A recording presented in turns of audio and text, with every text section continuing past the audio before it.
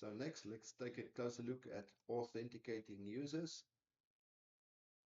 So auth is the foundation of any multi-user app. If you get this wrong and anyone can read anyone's data, you have a problem. This chapter explains how Dreamforce Brain handles sign up, sign in, roles, and access control. So some terms to get used to if you're not in Pioneer is authentication, who are you? Authorization, what can you do? The session, a server issued token stored as a cookie. Everybody's heard of a cookie, but this is what it's used for example. It proves that you're logged in without re-entering your password on every page reload in the browser, and it expires automatically. So a cookie is not something you eat, and it's not something evil. It just helps the system work in a safe way. Role-based access, I mentioned that a little bit earlier, but you can assign different roles with different permissions to different users and give them access to different features and functions, and then track that. In our particular app, our sign up and sign in work step by step. So your user would fill in the sign up form. His name, email, and password are submitted to the Next.js server. The password is never stored in plain text because BetterAuth helps us encrypt that using bcrypt before saving it to the database. So you can't even look at somebody's password because it's hashed or encrypted, as we say. Many different ways to do that. That's one way. So then a user record is created in the PostgreSQL database. The database stores the hash password, the email, the name, the role, user by default, not admin, and a unique ID, also called UUID sometimes, or you might hear primary key. This ID is used to link every memory to its owner. Then a session is issued. So on sign in, BetterAuth checks the password hash, then issues a session token stored as a secure cookie. Every subsequent request carries this cookie so the server knows who you are in the right context and then allow you to do the things that you're allowed to do. So every protected page calls this function. You'll see more in the source code. Before rendering capture recall, Athena, or settings, the server checks that the session is valid. If not, you'll redirect it to the sign-in page again. This check happens on the server. The browser can't fake it. This is a security note as well. You should never trust the browser to trust who the person is, even if they say they are the admin to let them in. It must be done on the server, the safe way.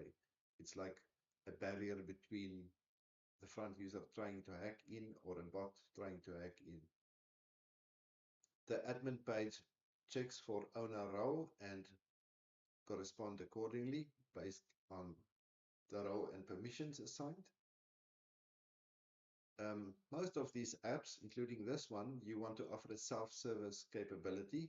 So Dreamforce Brain uses open self-service registration. So anyone can create an account at the sign-up page without an invitation code. Now, if you don't want that, then yes, build your app so that the administrator can send an email to somebody that they invite. They'll get a code or an ID to enter or even password. Never share the username and password in an email, at least not in the same email. Give them a code to enter, send a text message to their phone, they enter that. You've seen that in many banking and financial apps. So this invitation code system is built into the code database, but is switched off. It's ready to be re-enabled if a closed beta is needed for later. So there's some technology in here that could implement this, although we didn't choose to do that since it's a demo. Like I said, never trust the browser.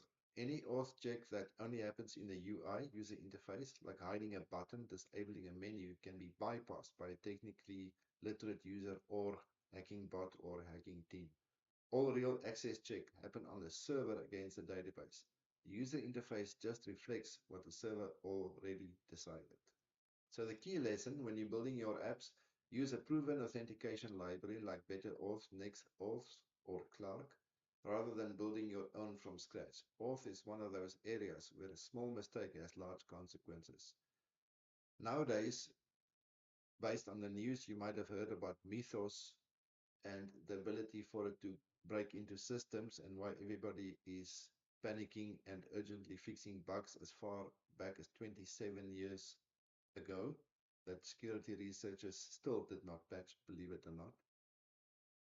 We need to be careful even more than ever before how we prevent hacking. One of the techniques you can look up is ask your coding agent, what is a honeypot? In brief, it is the idea that you have a field that's hidden off screen, like a fax number. Who uses a fax number anymore yet? So a bot doesn't know this. So he will try to fill in the fax number, for example, and immediately your system can say, oh, this may not be a real human. Or if he tries to enter the username and password in a very rapid frequency, faster than a human could ever do so, that's a brute force attack. Now he may get in, but you can monitor and detect what is the frequency of the attack of trying to enter the password and block him after 3 or 4 attempts, or if the time between those attempts are too short, you can say human can't do this, this must be a bot. Those are just some 2 pro tips that you might consider and research a little bit for extra learning.